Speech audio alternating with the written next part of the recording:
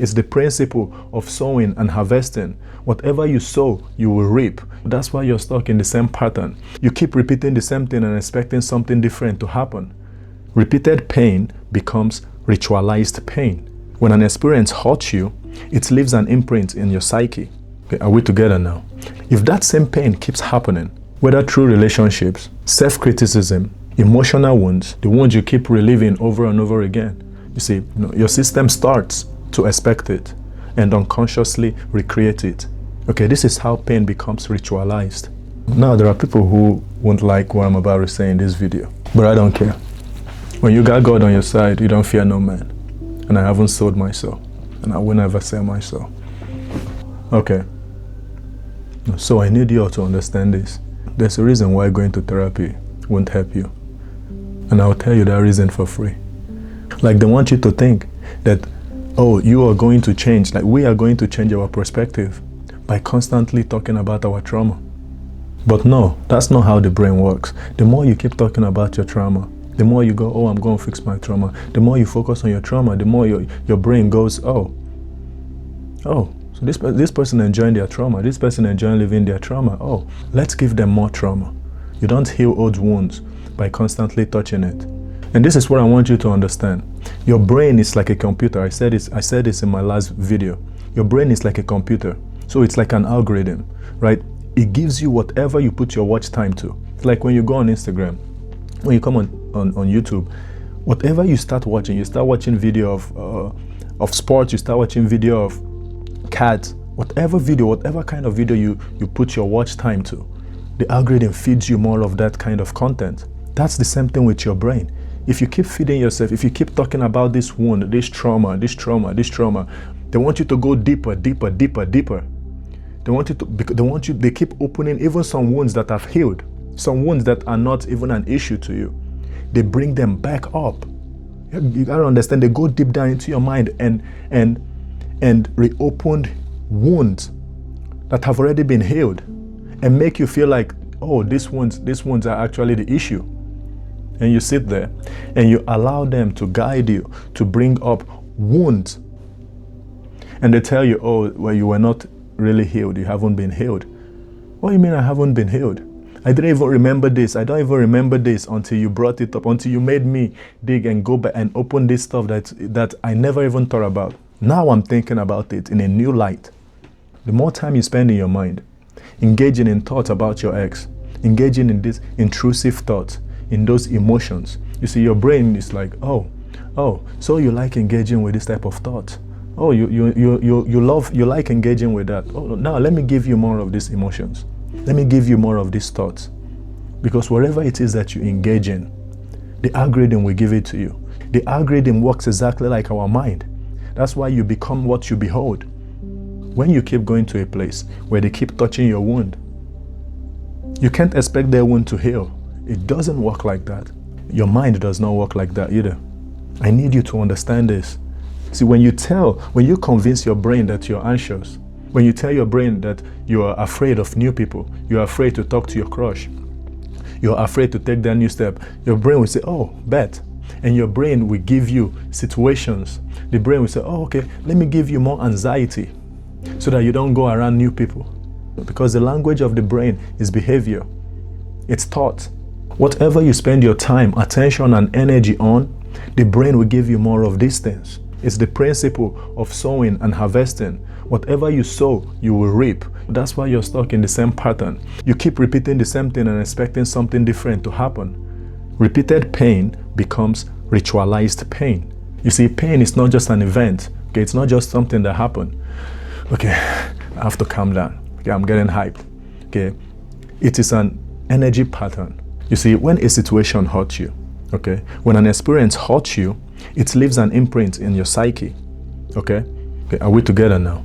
So now, if that same pain keeps happening, whether through relationships, self-criticism, emotional wounds, the ones you keep reliving over and over again, you see, your system starts to expect it and unconsciously recreate it. Okay, this is how pain becomes ritualized. What your psyche repeats, your soul defends. Your soul will assume, well, if this keeps happening to me, then it must be a part of me. Okay, you need to write. I will say that again. Whatever your psyche repeats, your soul will defend it. Your soul will assume, if it keeps happening, it must be a part of me. So your soul will protect the wound instead of dissolving it. And that is why it says in Isaiah, forget about the former things. Do not dwell on the past. Do you not see I am doing a new thing? Do you not perceive what I'm doing? Focus now, be in the present moment. Look at what I'm doing. Can you not perceive it? But the thing is, some people are addicted to suffering rather than enjoying the present moment. It won't heal when you stop touching it.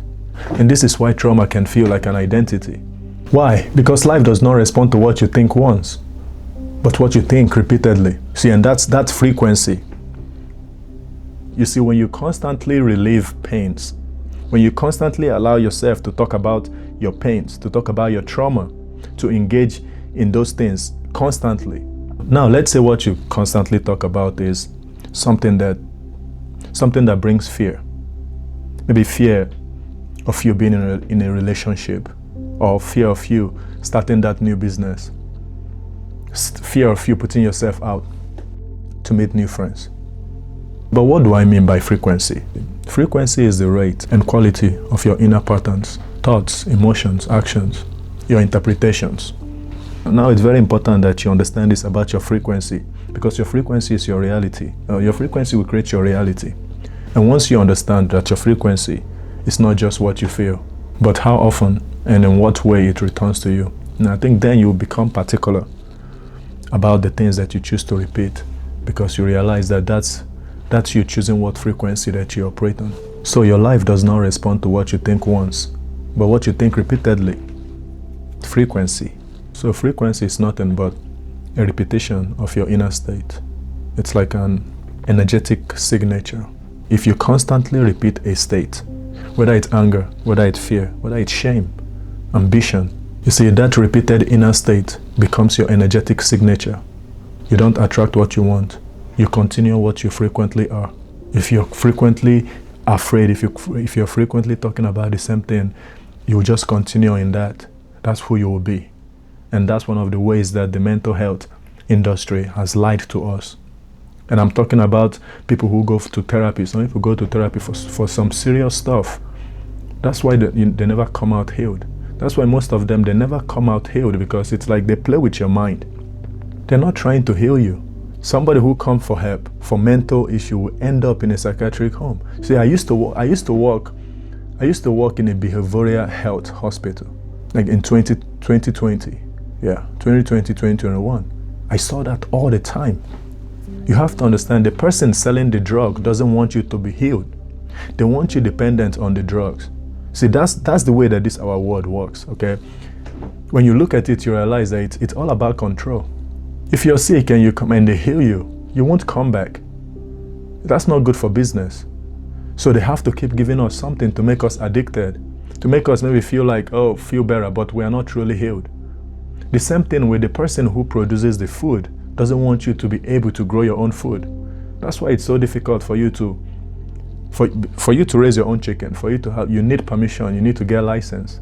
And that's not even a guarantee that you will get it. Depending on what neighborhood, what subdivision, where you stay. You can't even plant a fruit tree, mango tree.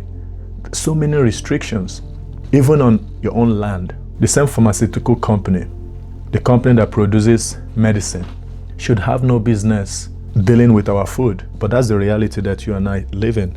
And in a way, I kind of think they are connected. I mean, think about it, right? You make the food, you sell the food to the people. And the crap that you sell make the people sick. And you also sell the medication for the people. Some of them, mental health. Now, mental health is huge, right? You have behavioral hospital, like I used to work, and it's just so many sections. They have their hands in everything. And sometimes I think to myself, I'm like, you can look it up. You will see so many huge food products that we consume are produced by the same people who make medicines. I mean, just let that sink in. How can I expect you to feed me and nourish my body, and at the same time, like that? You see, there's just a conflict of interest if you're trying to make money, and we know that's what it's about. for some of these folks. Some of these folks just like playing God. Now, if you're still here, if you're still watching this, I'm certain you're not ordinary. You're somebody with a certain level of depth to them. Now I need you to know this. Your attention is creative power. Your awareness to something, it's not just an observation. Your awareness is an energy that charges whatever you're aware of. When you constantly speak about your trauma, you're not releasing them. You're just feeding it with fresh energy. And that's because you don't heal by revisiting the wound. You heal by starving what's feeding it. Every pain, every thought that you choose to engage yourself with, every retold trauma, they all reactivate the same chemicals, nervous system pattern, and emotional charge. So talking doesn't clear the energy. It recreates the energy. It's like casting a spell over your nervous system, because words are incantation. But I also think there's an element of thought as well that can also be an incantation. I need you to understand that the very thing that you have, the very thing that makes you unique, the very thing that makes you special is the same thing that you're giving away. It's the same thing that you're putting in the hands of people. You see, memory doesn't heal. Presence does.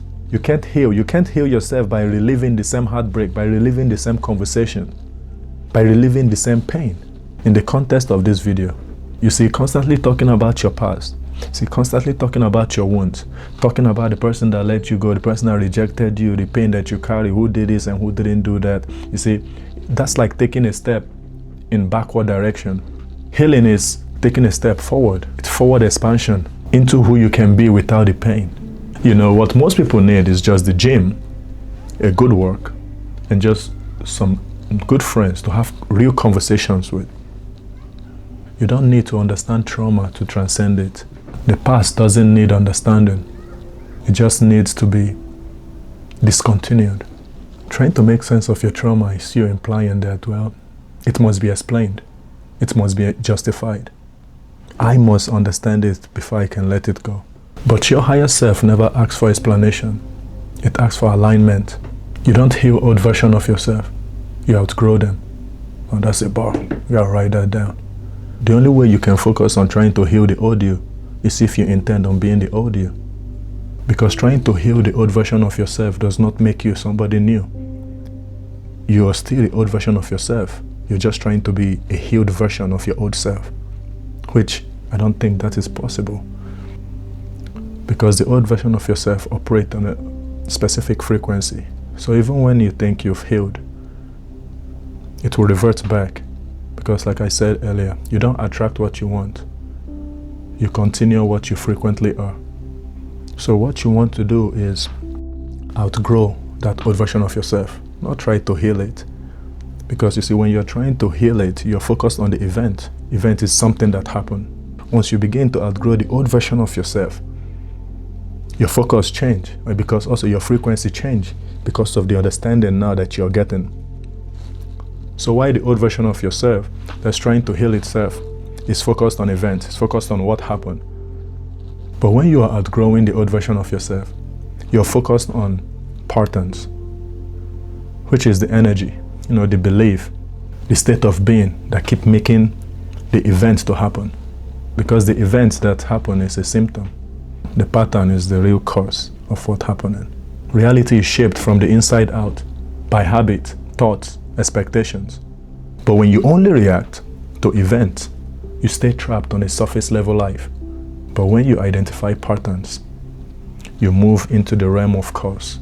The reason events mislead so many people is because events looks random. See, that breakup, experiencing betrayal, failing at something again. You see, if you treat these things like separate accident, you never see the true cause. Those are just the effect. So I need you to stop seeing as most people see and start seeing and operating from a realm of cause. I need you to be able to see the patterns. See, pattern is the real teacher. It reveals the frequency you're living in, the beliefs you unconsciously obey, the identity you act from, the lesson you refuse to face, the energy you attract or repeat. Patterns show you who you are becoming before you realize it. I say pattern shows you who you are becoming before you realize it. So think about the event I mentioned earlier, like the breakup. betrayal, failing at something again. We don't meet events by chance. We meet the echo of who we are. We always fall back to the frequency that we are living in. There's this saying, oh, you rise to the occasion, but you don't rise to an occasion. You rise or you sink to the level of your preparedness, to the level of your competence. Let's say you always get used by others. The event would be another person taking advantage of you. Now, the pattern that leads to that event would be you avoid boundaries because you're afraid of rejection. Think about it. And you might think, you might say to yourself, oh no, I can understand, I can agree with the first part of not having boundary, but no, I don't think I care about being rejected. And that right there is a problem. That's why you will always be stuck. You see, your frequency also includes your awareness, because your awareness is liberation. You see, if you always get used by others, like I said earlier, we don't meet events by chance. We meet echoes of who we are. If people always take advantage of you, it's because of your own fear of rejection. Because most time that people take advantage of us, most time that if we're always getting used by people, most times it's evident because the people see us as somebody that they can take advantage of, because there's a need and a dependency that they see that we place on them. They know they can get this from you. They know they will actually, they know you will never say no. That's an echo. That's an echo of who you are. And until you're able to see and have that awareness, to not just focus on events, but to focus on pattern, which is being able to see in the realm of cause, being able to operate in the realm of cause. You will keep dealing with the same thing. You will keep having the same outcome. Change the pattern and the event can't repeat. But if all that you focus on is the event, what's happening, it will keep happening, just in different shapes, in different form.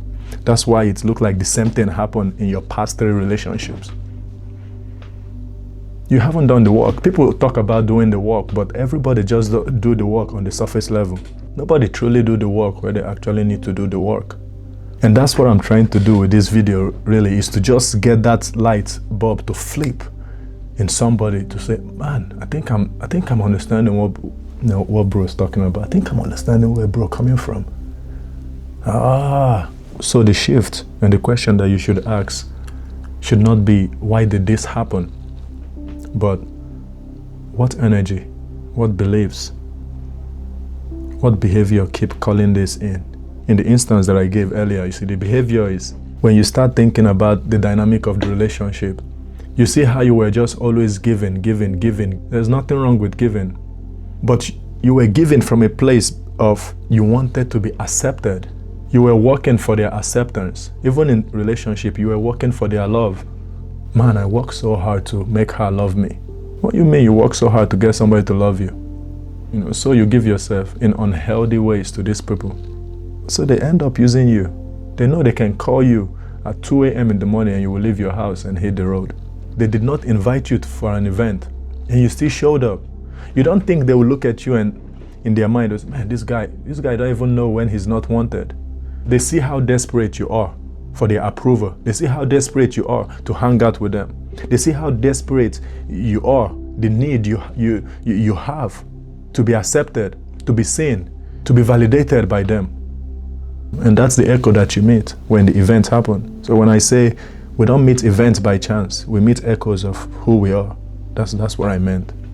So once you are able to recognize patterns, you stop reacting to life and start creating it. Because, see, now you're not dealing on this surface level. You're not operating on the same plane that everybody's operating on, or most people operate on.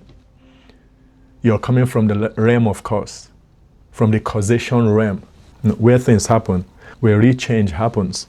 Life doesn't repeat itself to punish you. It repeats itself to wake you up.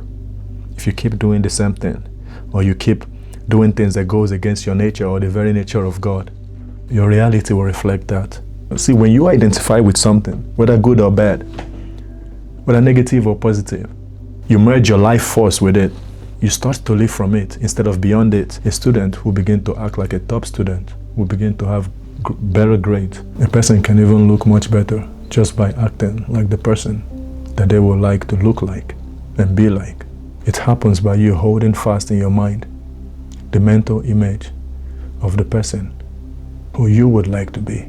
Then in every situation, you talk and act like you feel that person would. Just like social media, just like the way algorithm works. You have to talk to it. You have to feed it something else. If it's feeding you fear, if it's feeding you anger, if it's feeding you emotions and intrusive thought, maybe emotions from your ex, what happens once you're scrolling through social media and you find something you're not interested in or something you don't want to consume? You swipe. Once you want to rebuild your feed, you're particular about the things that you engage with. But what happens is you keep engaging, you keep consuming what your brain is feeding you because you don't understand that it's an algorithm. It's only feeding you the things that it knows that you're most likely to engage in. Thoughts would come. You have to be okay with that. You can't control it. It's like once you're on social media, the moment you start scrolling, you will see different content, but you don't have to engage with them. So thought would come. See, what you want to do is shift your focus. It's like an algorithm in your brain. So when this thought comes, you don't have to sit and consume it. So just like social media, you can swipe up. But what you want to do here is shift your focus on what and where you want to spend your time and energy. Valued actions. Focus your mind to the places that you would love to see growth in. Gym, business, relationships, eating right, good habit, whatever, wherever you want to see growth. Creating that content, posting videos on social media. And once you focus your brain to those actions, do those actions. See, now that's alignment. And once you do those actions, you're out of your head. Now you're spending time outside of your head. And that's how you can begin to change your algorithm. That's why it says an idle man is the devil's workshop. Start doing the things that are in your power to bring to fruition the things that you focused on, those areas that you would want to see growth, the tangible things that you can do. See, by working on those things mindfully, now you're out of your head, you're out of your mind. Now you can focus on those things. That's how you reprogram your mind. That's how you change the database. That's how you change the algorithm of the brain. Attention is creative power. So by taking your attention away from your algorithm and what it's feeding you, you no longer feed that algorithm. You can't be focused on these actions of, valued actions and the areas that you want to grow, but you're still thinking about the same thing that you're trying to escape, that you're trying to change, because you're still feeding your mind, you're still feeding your brain, you're still feeding that old algorithm that you're trying to change, that will change eventually if you just stop feeding it. Understand this? All right, we're done. Thank you guys for watching. Let me go eat.